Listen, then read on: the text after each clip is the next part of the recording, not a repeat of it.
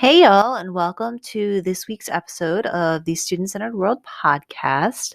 I think I can get a lot out of today's episode. I was able to sit down with Dr. Marissa Kase, who specializes in social emotional learning. Now, we know that SEL is very much a buzzword and buzz term in education right now, but a lot of people don't really get what it is and how you are able to implement it in your day to day without it being more work or just something else to do or deviating from your curriculum. And she has a lot of really, really great ideas for every grade level to be able to get this done.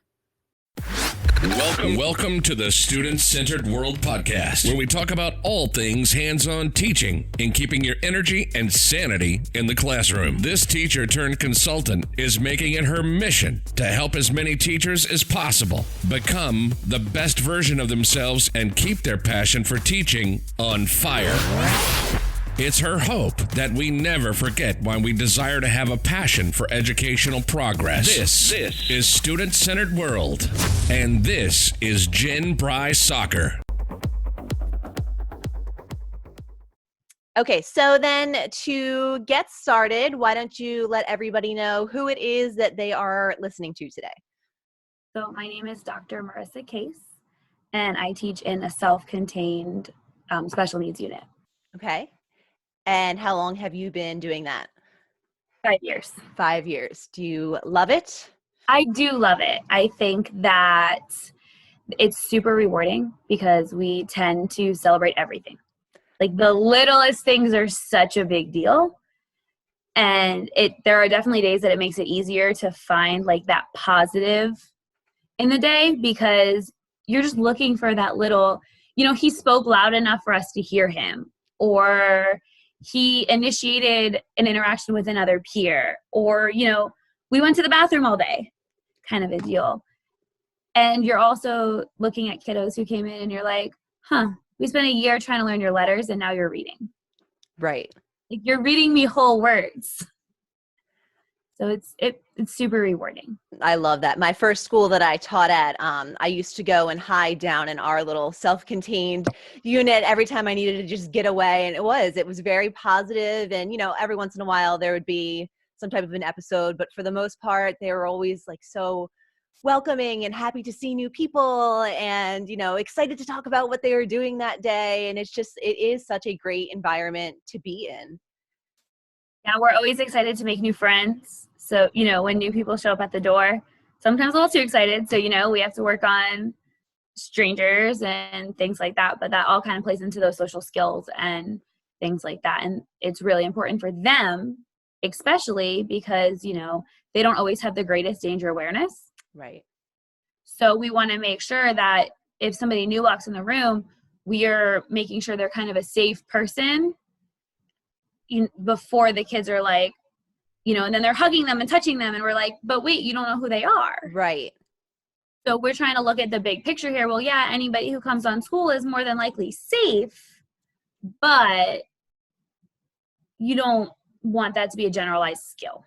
Sure. And I don't even know if that's necessarily just a special education thing. That's something certainly we have to do with our elementary school students. And then you see even the high school students that never quite learned those skills that you have to be like, wait a second, let's make sure, that's something that definitely across the board is useful and a life skill. Yes.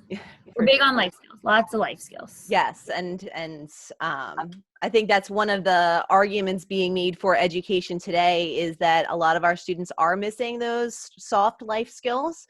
So when you're moving into more hands-on learning and, the aspects like we're going to be chatting about today, I think it's just so important because somewhere along the line, those skills that I don't know if they were originally coming from home or if we've started focusing more on curriculum or what the deal is, but those skills are kind of dropping off.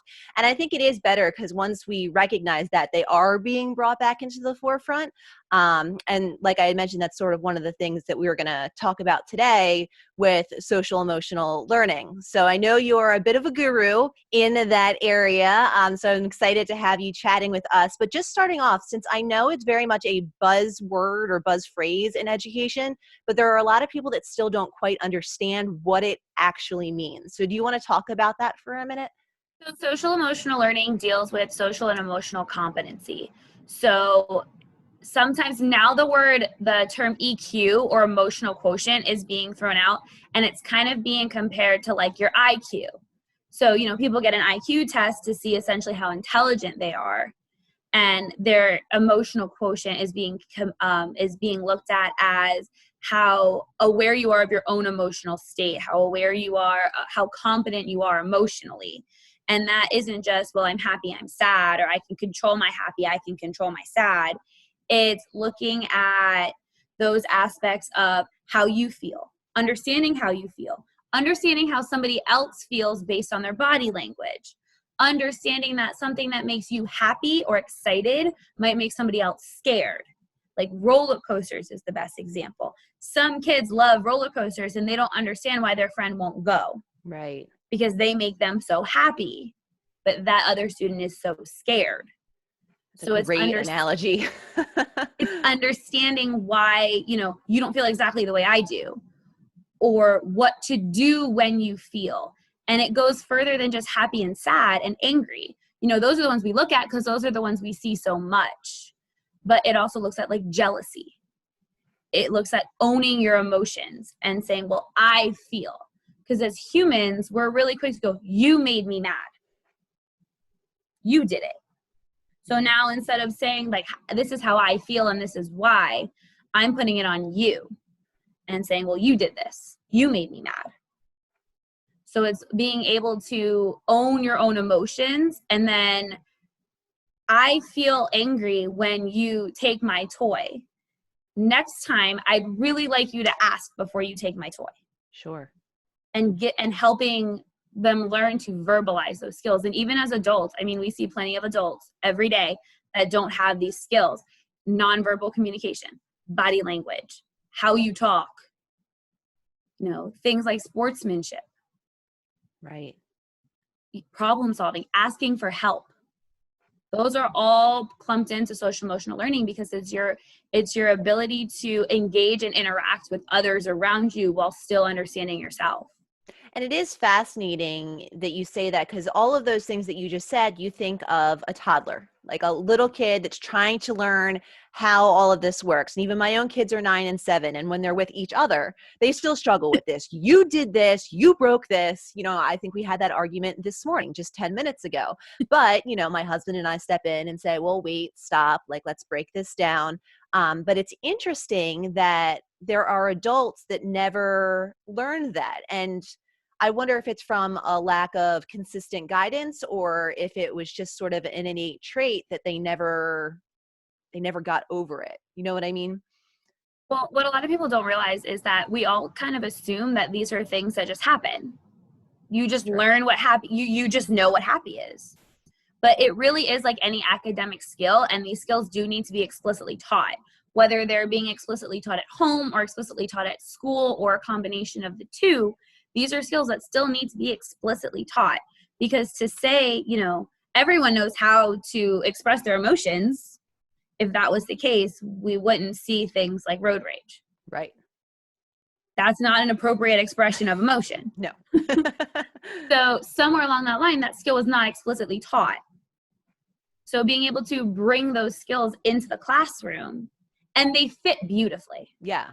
They do. They fit beautifully. And for my dissertation, I did a lot of research on, teachers' perspectives on social emotional learning. And the biggest thing that I heard was, we don't have time. Mm-hmm. We don't have time to teach another thing.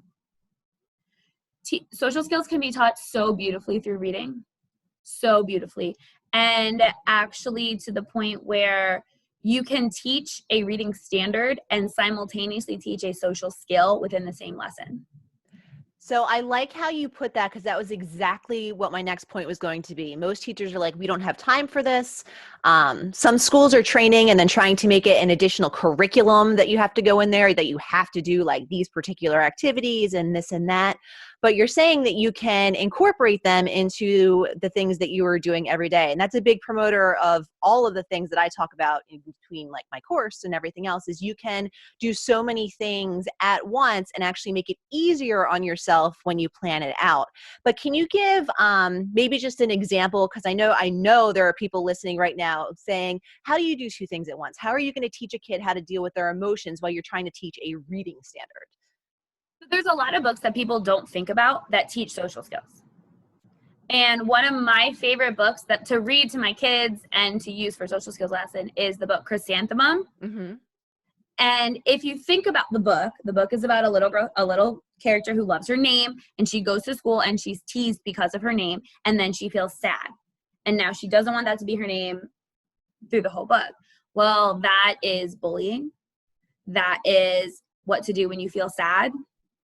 That is how to talk about differences. That's 3 different social skills in one book. And I know that that book is used in a lot of reading curriculums in general as a read aloud or as a shared reading lesson. So to take that extra like 30 seconds to be like, let's look at the picture. How does Chrysanthemum look like she's feeling? Chrysanthemum looks like she's feeling sad. What are some things that you do when you feel sad? Or how do you know if she feels sad? What can you see on her body that tells you she feels sad? And just drawing that connection to, well, maybe she's frowning, maybe her head's down, her arms are crossed. Well, when your friend feels sad, do they look the same way or do they look different? And kind of making that text to world connection of, hey, wait a minute. This character doesn't just look like this when they're sad. My friends look like this when they're sad too. Or how would you feel if you came to school and everyone was making fun of your name? You're pulling these real life skills out of the book that you already had to teach. Right. And it's a 30-second conversation here and a 45-second conversation there. And by the time you're at the book, you can wrap up your standard and wrap up and say, so Chrysanthemum started out really, really happy. And then she ran into a problem and that problem made her sad. What else do you think Chrysanthemum could have done? Because she doesn't really do anything in the story. Right. So what else could she have done to maybe help her feel better faster? Or what are some things that a grown-up could have done to help Chrysanthemum get along better with the other kids in her class? And it's already the like you've already read the book. You already had to do the book. So you've taught your standard and you've started dragging in that social emotional piece, and it didn't take you any more time than your already built in 15-minute read aloud or whatever it is. That's a really great idea. What about the teacher that's listening right now that's like, I teach juniors in high school and we don't do books and we have a curriculum that we have to stick to, and how am I supposed to add this extra element in? Looking at it from a literary standpoint, in any literary piece, there's some kind of character in the piece, 9 times out of 10. There's some kind of character and they experience some kind of problem. And a lot of those problems are related to a social skill because there's a gamut of them.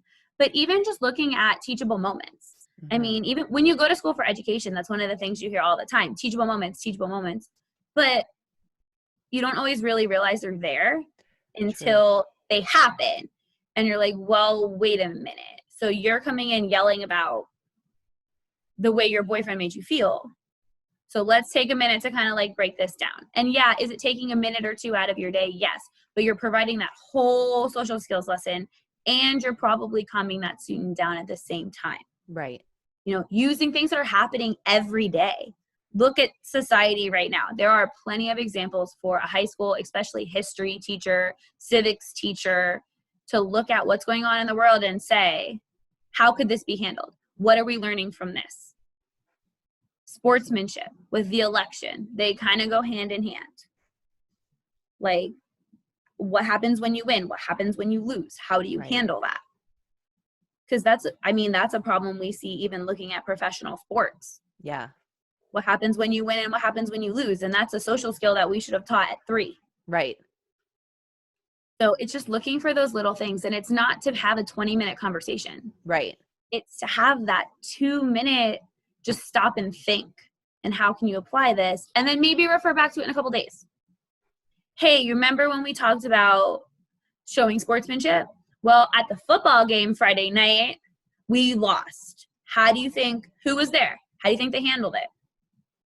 Just, that quick little because we're preparing our kids, whether they're 5 or 15, to go out into the world. Right. And the world isn't always a very easy place.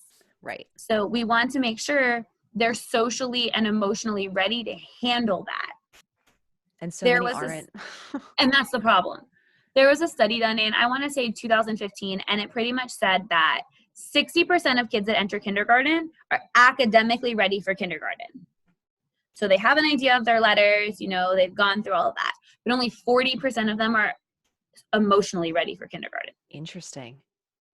That's 4 of 10 kids. So if you have 20 kindergartners running around your classroom, you have 8 of them who are emotionally ready to be there and 12 of them who are not. And then it already starts the gap of the kids who seem to have it together, don't get as much attention because we need to focus on the ones that are struggling. Correct. And so this is the best part. A lot of social skills, especially early on, lead to academic increase. Mm-hmm. So multiple studies have been done that show that students who have a higher emotional competence or a higher social competence also have higher academic performance. Because those are the skills we need to sit and attend. Those are the skills we need to ask for help when we don't understand. Those are the skills we need to not shut down when we get frustrated. So especially early on, taking those extra couple of minutes to just naturally teach those skills, you're actually increasing their chance of academic success. There's a direct correlation between the two. It's fascinating. What would you suggest for the teacher who attempts to have the 45-second, 2-minute conversation, and then they realize they have opened up a rabbit hole and the kids just want to talk, or they find out that there is a student that has a particular issue that kind of sparked for them, but they can't take the time in class or they can't speak with that individual student at that time? What would you suggest they do? Depending on the age of the student and their ability, have them write it down. Have them sit there and let all of them say, all right, we have 30 seconds now. Write down any questions that you have left, any comments that you have left. You can put your name on it, you can not, and we'll turn them in at the end. I'll look through them and I'll kind of, figure out where to go. Because a lot of the kids probably have the same questions. So you can look and you can see, well, maybe we'll, quickly throw this one in. This kind of goes with what we're doing here. So we'll just throw that in. So you have an idea of what the kids are, how they're processing it, because we want to open that door. We want to say, hey, I'm here to help you. Right. And it's hard because, we have to teach math and we have to teach reading and we have to teach writing and the tests and the scores, and it's hard. But at the end of the day, we're still looking at children who, for some of them, spend more time with us than they do with parents. Right. So, we still want to create that. I'm here for you. You're safe. You can ask me your questions. And then if you do have a kiddo who, it may be writing down like an actual problem or an actual hard time, you can see it, you can preview it, and you can kind of figure out, well, maybe, come to class a minute or two early tomorrow, and we'll just have a chat, or maybe even start like a journal where he can write and you can respond, and you can just do I'll drop it off in the morning, I'll give it to you tomorrow kind of a deal. We did kind of like a buddy system. We were starting to do that with some of our 5th graders before COVID, where they found they had a mentor teacher, and we made journals and the student could write and then you could respond and you kind of just handed it back and forth because they weren't our kids. Right. We didn't have that time with them. Their lunch doesn't match my lunch, but it still opens that door for communication. And then it's all written down. So you don't have to kind of worry about any of those gray areas, because you have the full, record of essentially the conversation. Right. Because nowadays you have to be careful of everything. Right. But so, that kind of covers you there as well. Yeah. Especially once you get into emotional situations, especially with older kids. Right. You don't know where that emotional situation is going to go. And that way you don't have to worry about what my teacher said. Yeah. And I think that's also good because it also shows, especially if you're buddying in one form or another with a teacher that you don't have, it almost opens up to show that all teachers are allies. You know, most kids do feel comfort with one or two teachers, and that's okay. But it's good to know, like, hey, I've never had any of these teachers teach me, but I know that if I have a problem, I can go to them. Or my friend has been talking with Mrs. So and so or Mr. So and so, and he seems great, and like I feel like I can go and talk to them if I need to, and it really opens up that ability to have conversations if they're needed. And they can go to an adult or they can go to their friends. Yeah. That's kind of how I look at it. And 10, 12, 14-year-olds going to their friends for advice is not always a safe option. No. So to open those doors, to teach those skills, to say, hey, it's okay to ask for help. Here's how we ask for help. Another social skill. This is how we appropriately ask for help. This is how we initiate a conversation. You know, you can come up to me and say, hey, you know, I know you're super busy, but at some point I'd really like to talk to you. Something's bothering me. Right. 9 times out of 10, almost every teacher can find some time in their day to be like, hey, you know what? You have lunch at 11 o'clock. Swing by here. We'll talk for a couple minutes. Right. You know, yeah, you give up your time here or there, but to know that they're willing to come to you instead of trying to figure it out on their own, especially if they don't have the skills to do it. Right. You know, if you're talking about one of these juniors or seniors in high school who didn't get that emotional social instruction growing up, now we do have a lower emotional quotient. We may not know the appropriate way to do things or the socially acceptable way to do things. Right. And we're going to figure it out on our own. Yeah. I'm just thinking of situations that I have seen or been through in my high school teaching career that, yes, that's a very, very real thing. It starts with our babies, you know, we have to. And if you look at it, think about kindergarten, what kindergarten was 10, 15, 20 years ago. Right. Where you had playtime and there were toys in the classroom. There's no toys in kindergarten anymore. So where are we learning to share? If that skill's not explicitly taught, where are we learning to share? Right. Preschool is not required. Some states, kindergarten's not even mandatory. Like where I live, kindergarten isn't mandated. So now you're coming in at 6 years old and may have never stepped foot in a classroom or another social environment. That's crazy.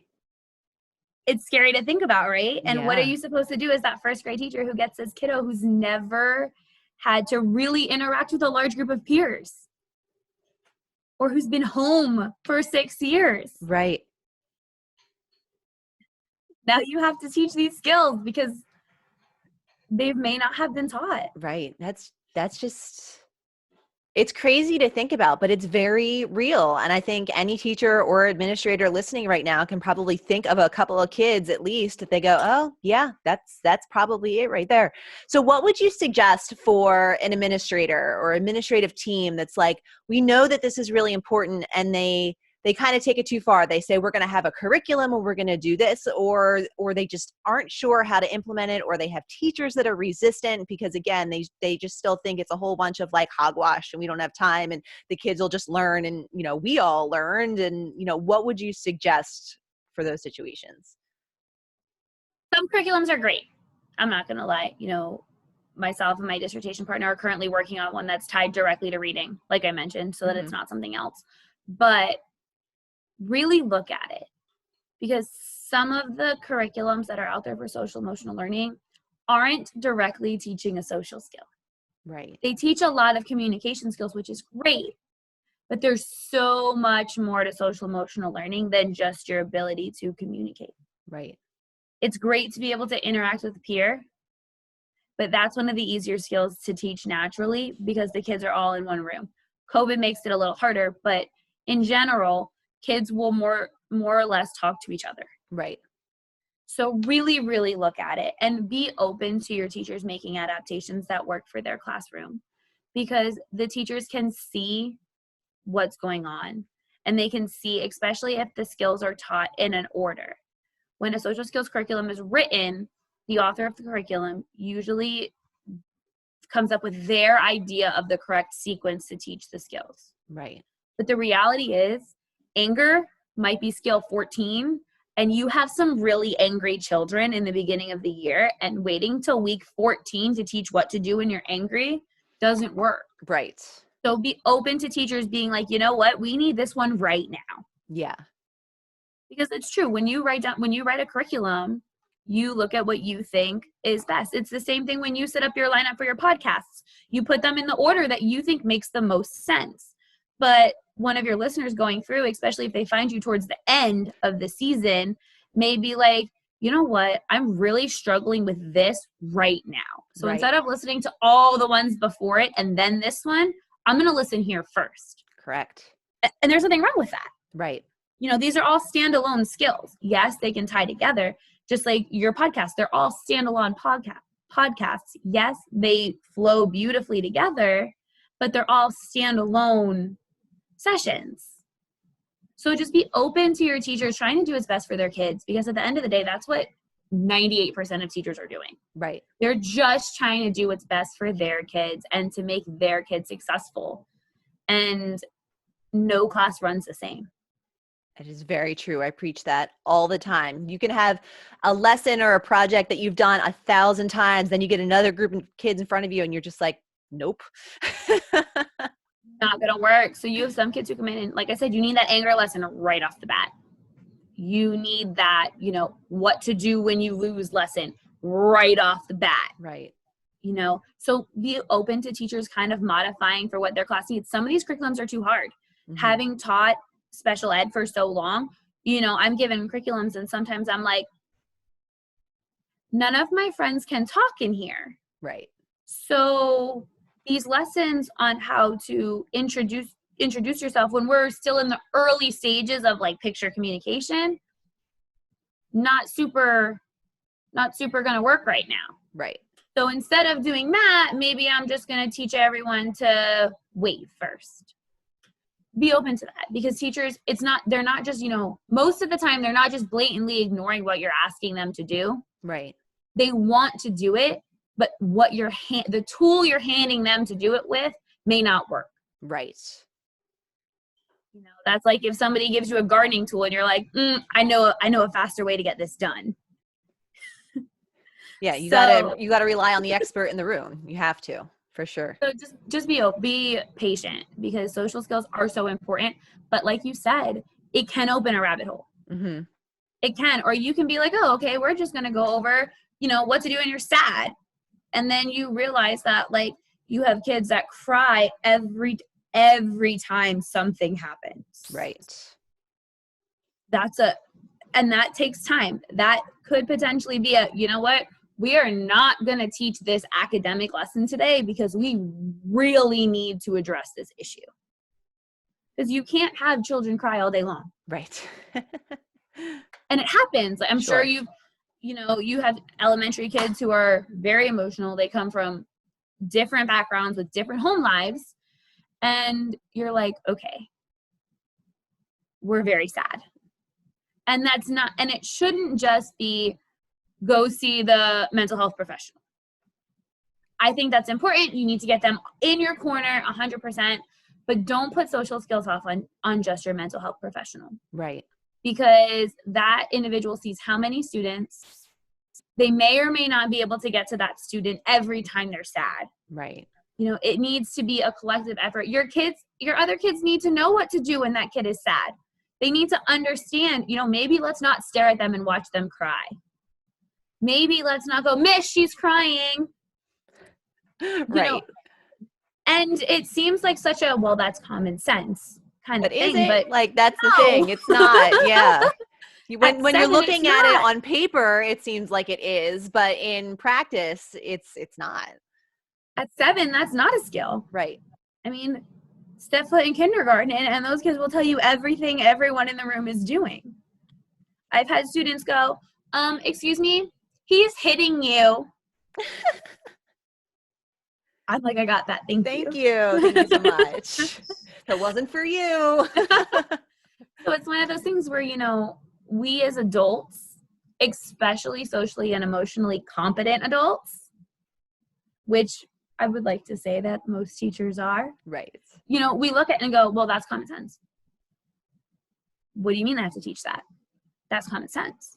But then, you know, even if you look at it within your own life and think of that person that adult who has had incidents with the law or has had incidents with maybe mental health or, you know, has a temper or any of that, like just thinking of those people in your own life and you're like, if that was so common sense, why do here we sit?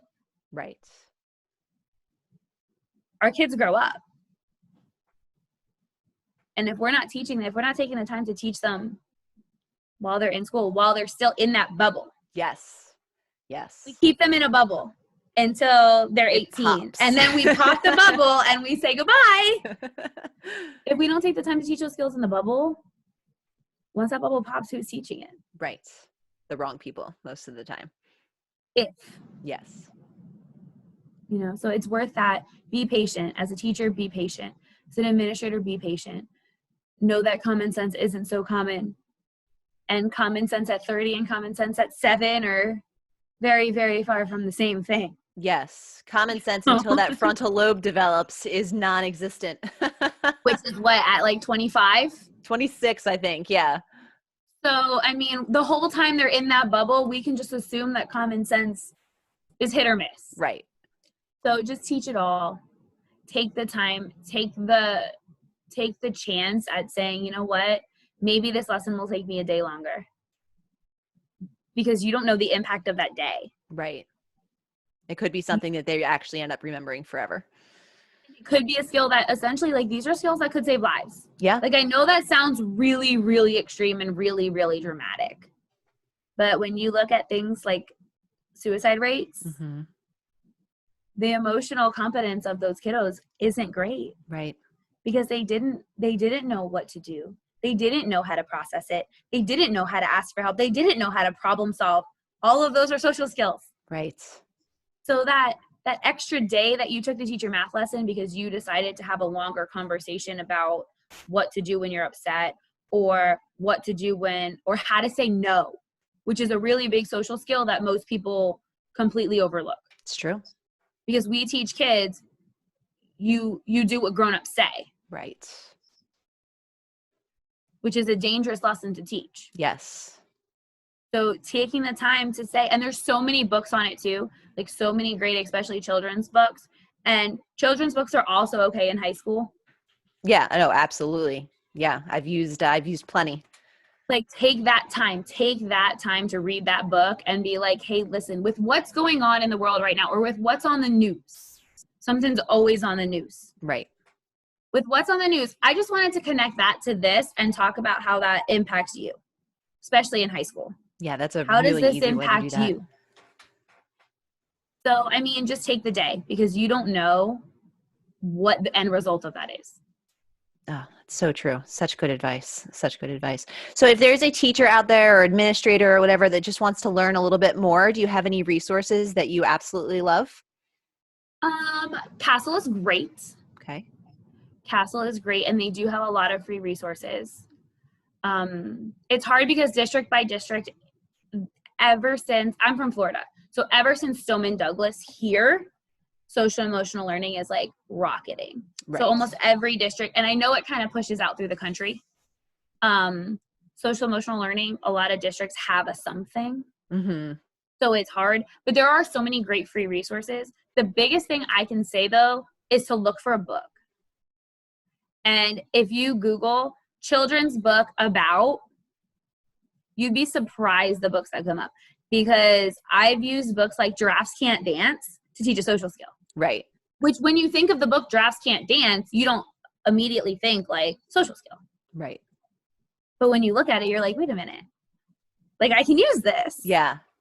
And it's a great opportunity for your kiddos. So look for a book. That would be honestly one of the best things I can say. And there are lists and lists out there of books that resemble different social skills, and don't always go for the obvious one. Right. Like books like Today I Feel Silly is a great book. And it's super for kindergarten and first grade because it's a cute book that shows all the emotions. But there are a lot of other books that can teach about emotions the implementation of those emotions. And it's not that direct, especially Yes. as the kids get older. You kind of want to move away from that direct, tell them no, or this is what happy looks like.